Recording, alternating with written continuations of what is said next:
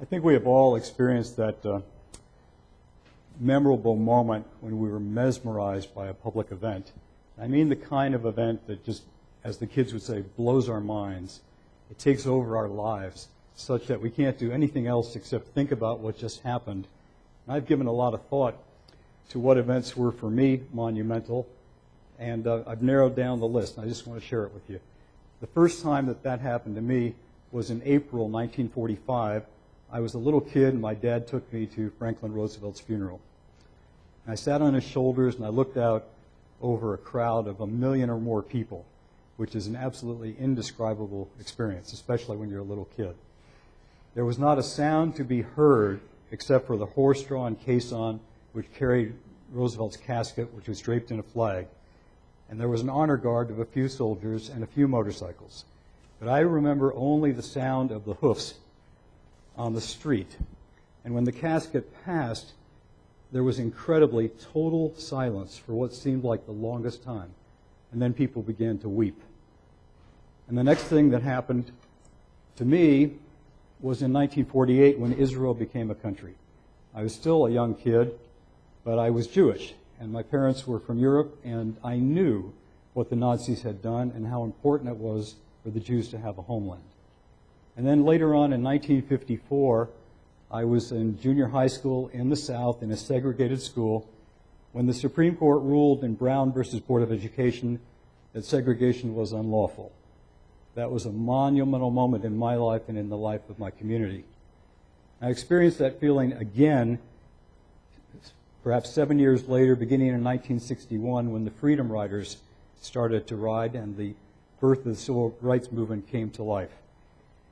And then again in 1963 when President Kennedy was shot. This is one of those things where what I'm talking about is the kind of event where you always remember it, you remember where you were and who you were with. And I remember the shootings of Martin Luther King and Bobby Kennedy in 1968. And then in 1969, I know exactly where I was when Neil Armstrong landed on the moon. And then on 9/11 in 2001, and I knew at that moment that our lives would never, ever be the same. And for me personally, in the summer of 2005, because I have a lot of family and friends in New Orleans, Hurricane Katrina did me in. I was in front of the television for probably 4 or 5 days.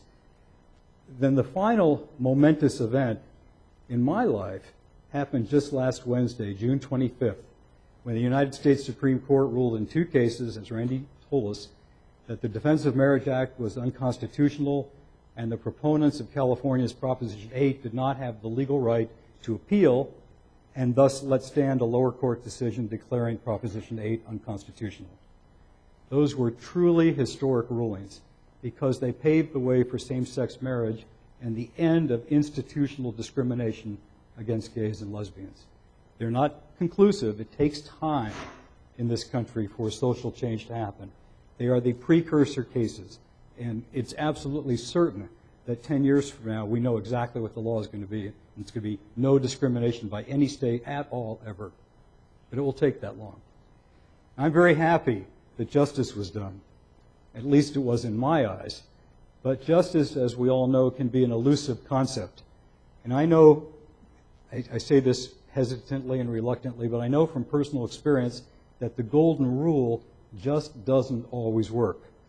What may seem fair and just to one person may be completely unjust in the eyes of another. I'll just give you a couple of examples.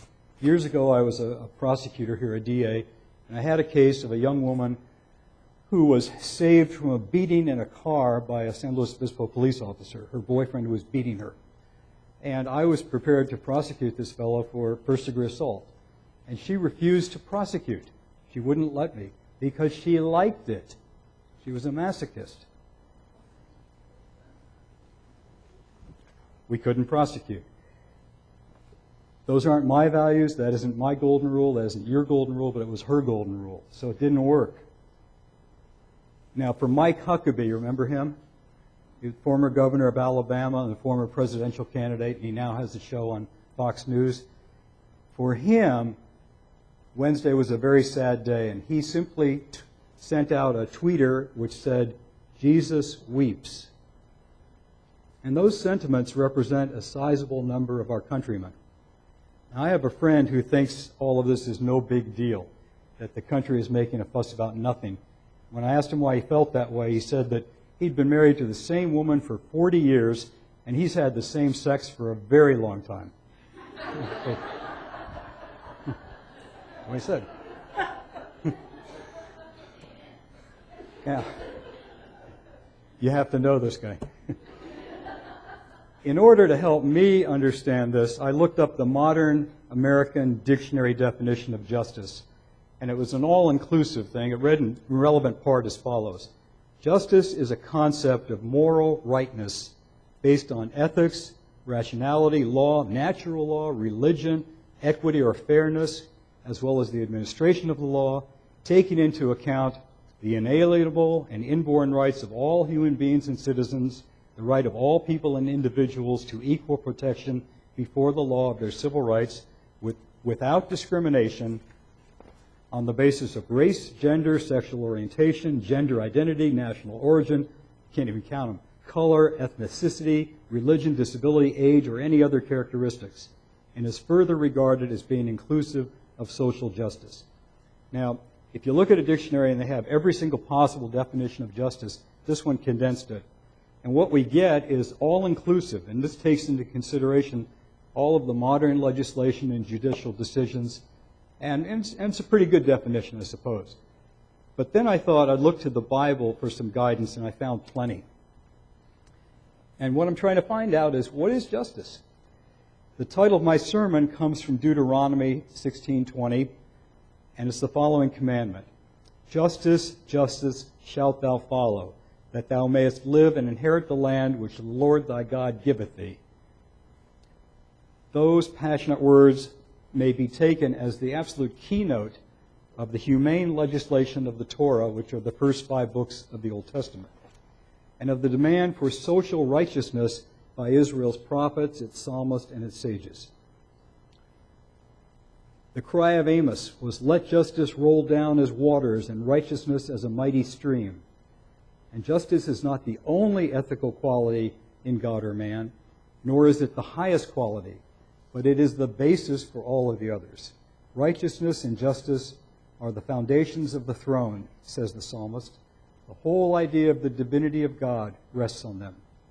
So the pursuit of justice is also an important theme throughout the New Testament. I found many, many, many examples. I'll just give you a couple. Matthew 12:18.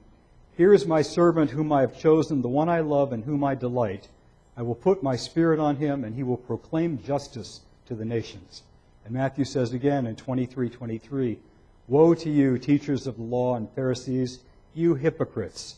You give 1/10 of your spices, but you have neglected the more important matters of the law, namely justice, mercy, and faithfulness. You should have practiced the latter without neglecting the former." And in Acts 17:30, "In the past God overlooked such ignorance, but now he commands all people everywhere to repent. For he has set a day when he will judge the world with justice by the man he has appointed, Jesus. He has given proof of this to all men by raising him from the dead." In this congregation, justice is in your DNA. The incredible history of your church, your denomination, shows that you've always been the leader in all things dealing with social justice. I've said this before, and I'll say it again. I think it's worthy of your attention. You were the first church to do all of the following. You ordained an African-American pastor in 1785. You ordained a woman in 1853. 1853. You denounced Adolf Hitler in the 30s. You were very, very prominent in the civil rights movement of the 60s. And in 1972, you ordained an openly gay person. 1972, that's 41 years ago. And in 2005, you affirmed same-gender marriage equality. That's a pretty good track record. I just completed a very long and difficult trial, and it ended up with a different result than I had hoped for. I wanted the judge to refer a person that I thought was a bad guy to the district attorney for criminal prosecution. But instead, the bad guy was believed, and he walked away scot-free. I didn't get the justice I had hoped for. But I've been trying cases for 43 years, and I've won cases that I shouldn't have won, and I've lost cases that couldn't be lost. And I think any lawyer who's tried lots of cases will tell you the same thing. Justice is elusive. Now, I am a student of law and history, and it's obvious to me that when important social issues reach a court, they become very political. And for example, slavery was once legal, and of course it's not. Segregation was once legal, and it's not. And it was legal to bar women from voting, which thankfully is not the case. When the politics of the country changed, so did the law on those issues. In my own life, I've experienced that many times. The first time was I was a law student. Can you hear me okay? Okay. I was a law student, and I was clerking for a trial court judge in Oregon. And I don't know if you remember this. It was 1968, maybe 67, and an electrical contractor and a cement contractor put up a huge concrete cross trimmed with neon on a hill in a city park in Eugene, Oregon. Huge. And they did it 3 weeks before Christmas. So every lawyer in Lane County, Oregon, and all the law school faculty filed petitions to remove the cross. And there must have been 50 different lawyers arguing to take that cross down. And the reason was not that they were against the cross, but it was on a city park land. And you can't have government sponsoring religion of any kind. So my judge says to me, after we have a preliminary hearing with 50 lawyers sitting in the courtroom, says to me, go research the law on this and take your time. And I said, I don't need to research the law. I know the law. Take the cross down. And he says, no, you don't know the law. You won't know the law until after Christmas. And I said, oh, okay, I get it. And he said, give me about a 40-page memo. Well, considering that you can do it in one paragraph, he was telling me, get out of my sight and don't come back until after Christmas. And I'm not completely stupid, so that's what I did. When I came back, I gave him a 40-page memo that said the same thing over and over, take down the cross. And he said, well, I think we ought to set a hearing on this case. Why don't we set it for April? So he calls all 50 lawyers back into the courtroom, and he sets the hearing for April. And I asked him one night, why are you doing this, Judge? You know what the law is. And he says, well, I'll tell you what. I like being a judge. I'm good at it. And he was. Actually, he was president of the National Council of Juvenile Court Judges. He was the top guy in his field in juvenile court. And he said, I like being a judge, and I know that if I make a ruling on this cross thing before Christmas or even shortly after, no matter how I rule, I'm going to be defeated at the next election. And I don't want to be defeated. So I'm going to support the cross and let them take it up on appeal and let the appellate court in Salem, far away from us, take down the cross. And that's exactly what happened. Absolutely. Well, I learned from that, and when I came from Oregon to California, in the early 70s, LA schools was having a busing fight. And it was a dilly, if you remember that. Should we bus kids or should we not? And so cases started coming to the Los Angeles Superior Court, and methodically, each judge to whom the case was assigned disqualified himself or herself. And then it came to a guy by the name of Bernard Gittleson.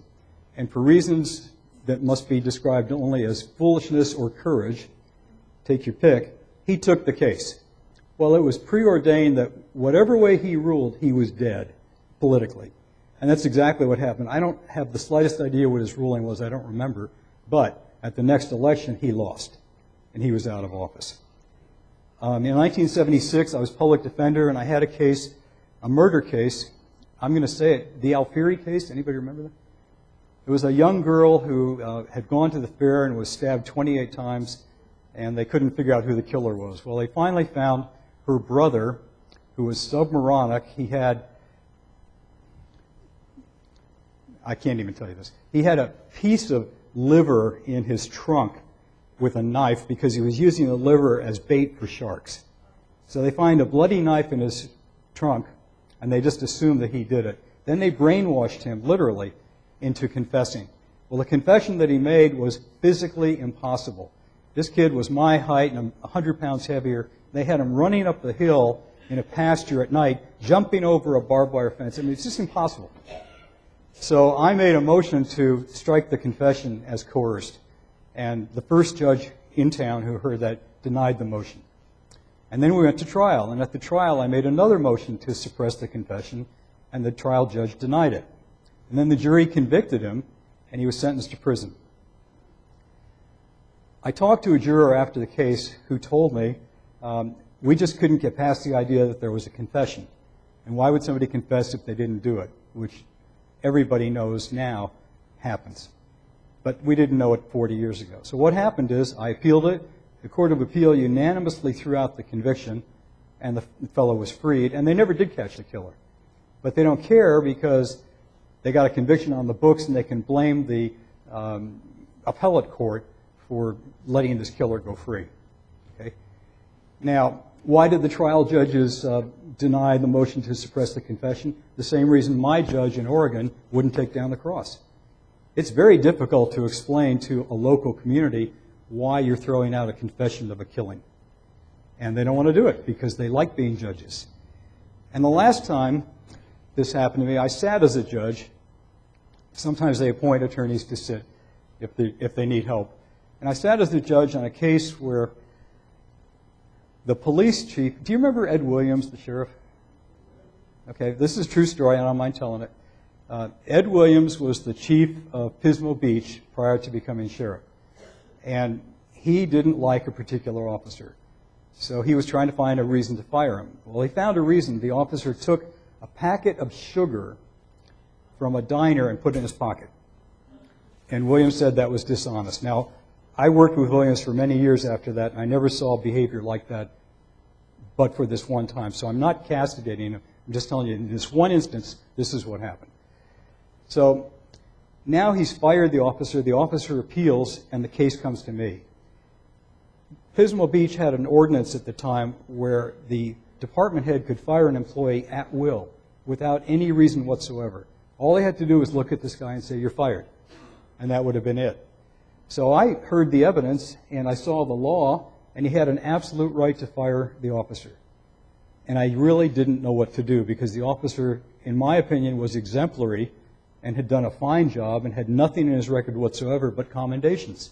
So this was obviously a personality thing between the chief and the officer. So I went to 3 different judges to try to get some advice, and I respected all 3 of them. The first one told me, you have to follow the law. The law is clear. Pismo Beach says that a department head can fire at will. He fired at will.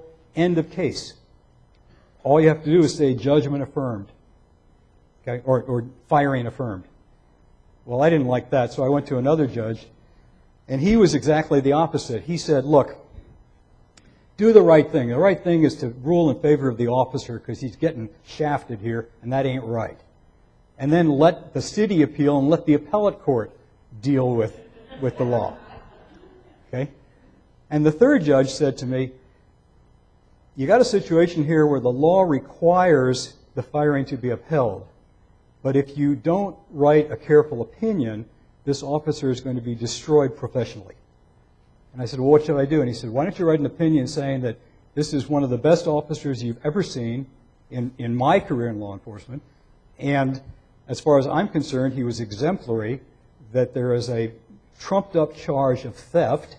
It has no merit whatsoever, but Pismo Beach had an ordinance that allowed the chief to fire him, and so we have to fire him. That's what I did.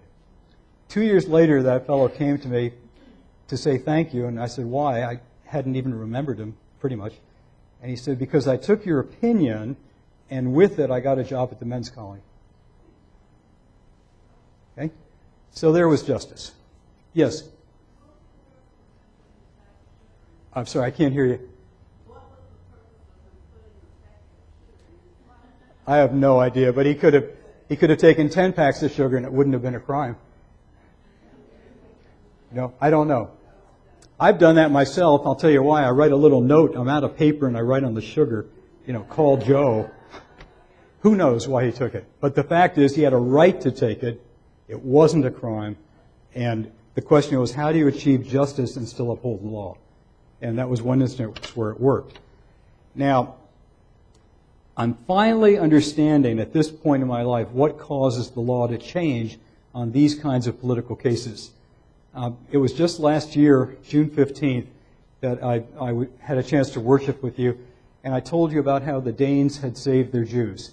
Only 61 Jews died in Denmark in the Holocaust. That's like a busload. It was insignificant compared to what could have happened.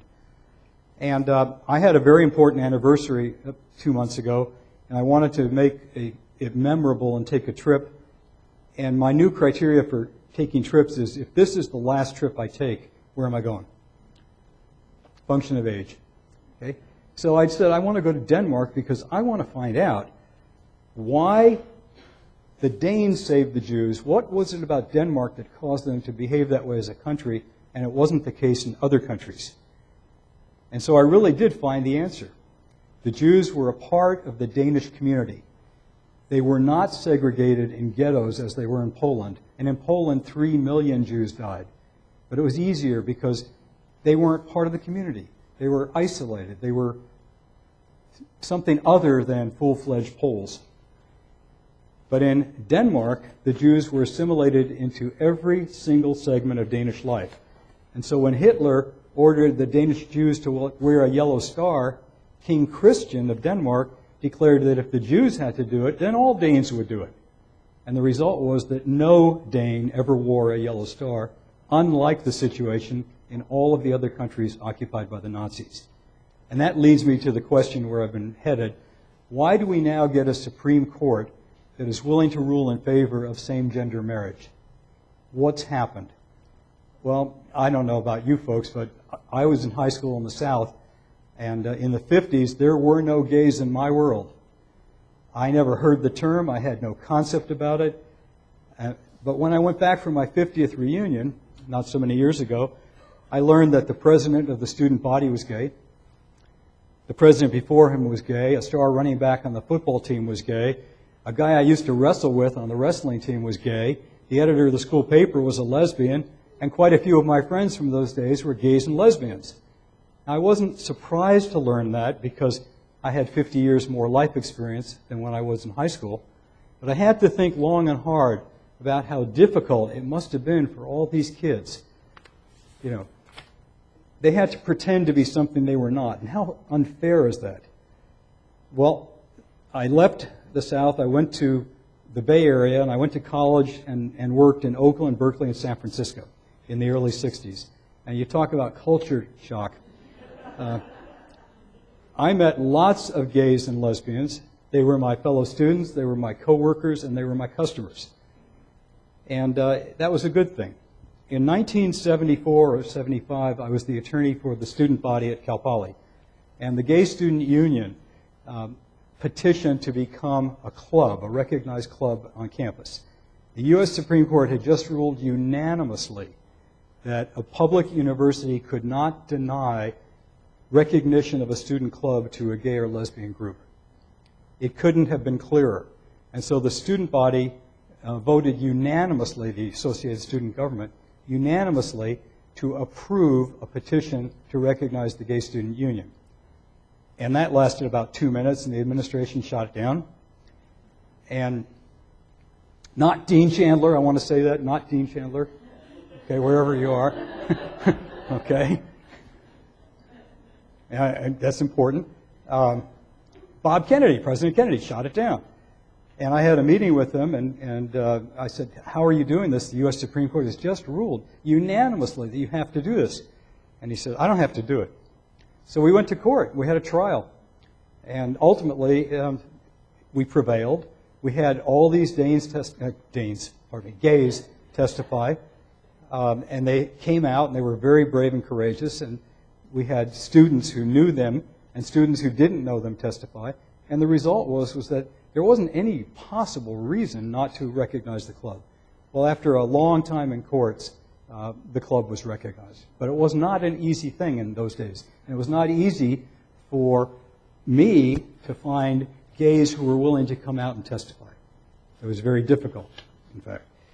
Now, just 5 years ago here in California, not even 5 years, we citizens passed Proposition 8, and that bans same-sex marriages.